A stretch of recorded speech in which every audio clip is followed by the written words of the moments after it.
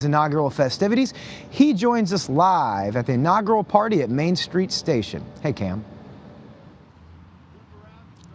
Yeah, hey, Jake. And tonight's party might be a little less formal than you might be imagining because Governor Youngkin's team has been encouraging people to come out wearing patriotic colors, cowboy boots, or some of those red fleece vests that he became well known for on the campaign trail. Now, the theme for all of the inauguration events this weekend has been about the spirit of Virginia, and during today's inauguration ceremonies, Governor Youngkin promising to strengthen that spirit during his 4 years in office.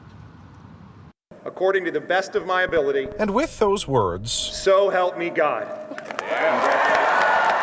Virginia gained its 74th governor as Glenn Youngkin takes the oath of office Saturday. Thousands attended the day's inauguration, filling the grandstands, among them past governors of Virginia representing both sides of the aisle, including outgoing Governor Ralph Northam.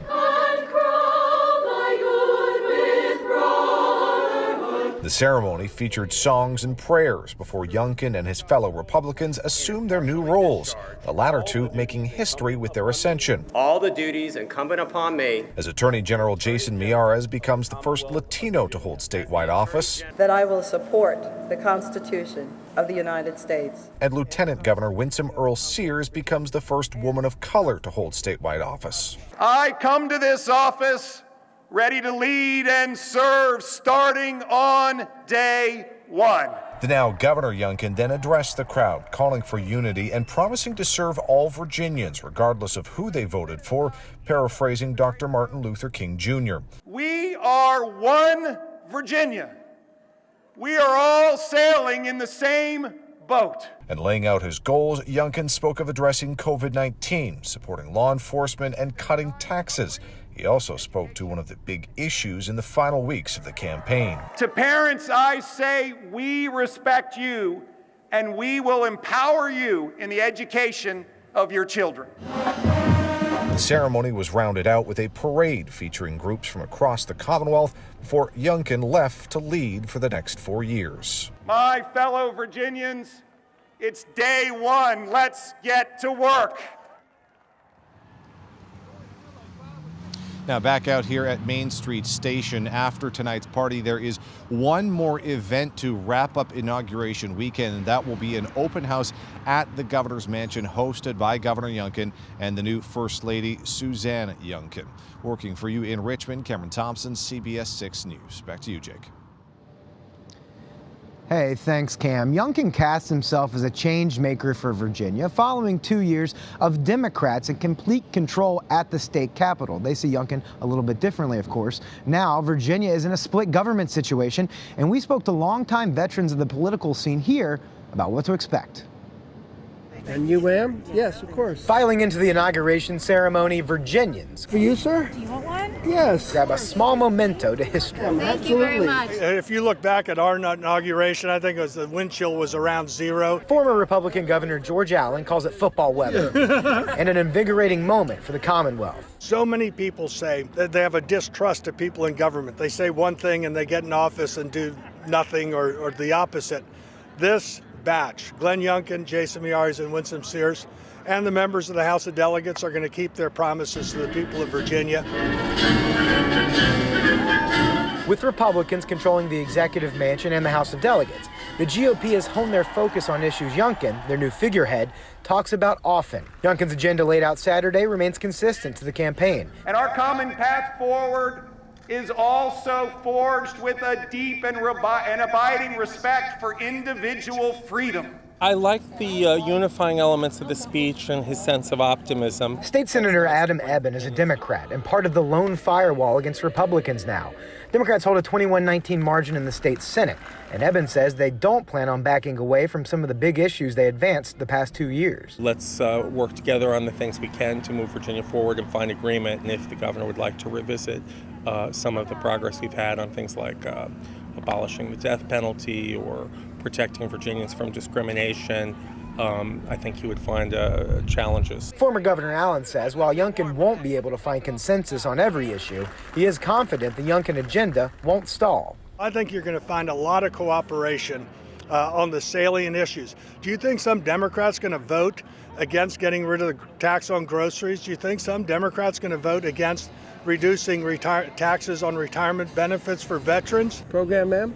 Beyond the politics of now is the history of the moment. Well, here we go. We'll start here and we'll work our way around. Alan is one of a handful of people on Capitol Square this Inauguration Day to already know what it's like to take the oath of office and the gratitude governors feel in this moment. It's a great responsibility. It's a tremendous opportunity to improve the lives of Virginians.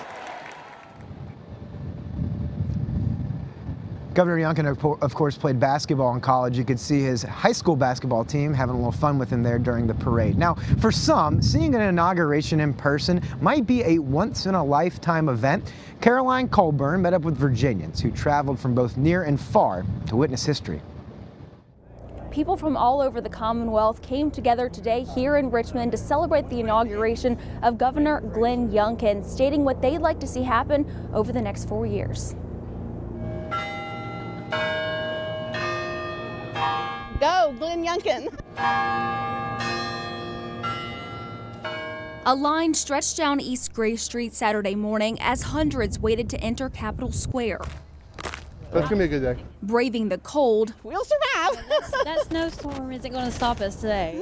for a chance to see Governor Glenn Youngkin take the oath of office. As Governor of the Commonwealth of Virginia. We're just really happy here today, see a lot of proud Republicans and a lot of proud Virginians finally getting their state back.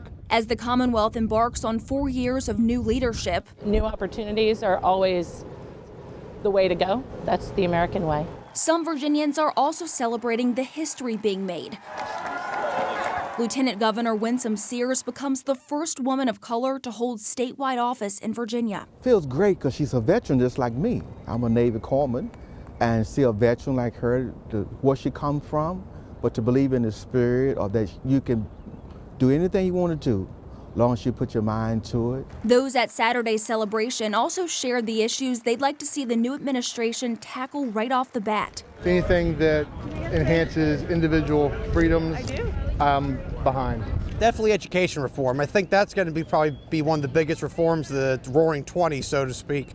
Is people, the most basic right we have is right to get a good education. As Virginia's highest offices flip from blue to red, many have the same hope. Bring people together, what we're supposed to be about. Unity under Governor Youngkin's leadership. There's a lot more things in this country that unite us than divide us, and I think he's the right guy to do it. In Richmond, Caroline Colburn, CBS 6 News. Youngkin campaigned on getting to work on day one. Already, his office has announced 11 executive actions and orders. We want to show you a few of them here. 3 of them really likely to grab the most attention. Executive Order 1 ends the use of, quote, divisive topics in public schools. Youngkin's team noting critical race theory is included in this. The previous administration's education department previously said critical race theory is not being taught in public schools in Virginia.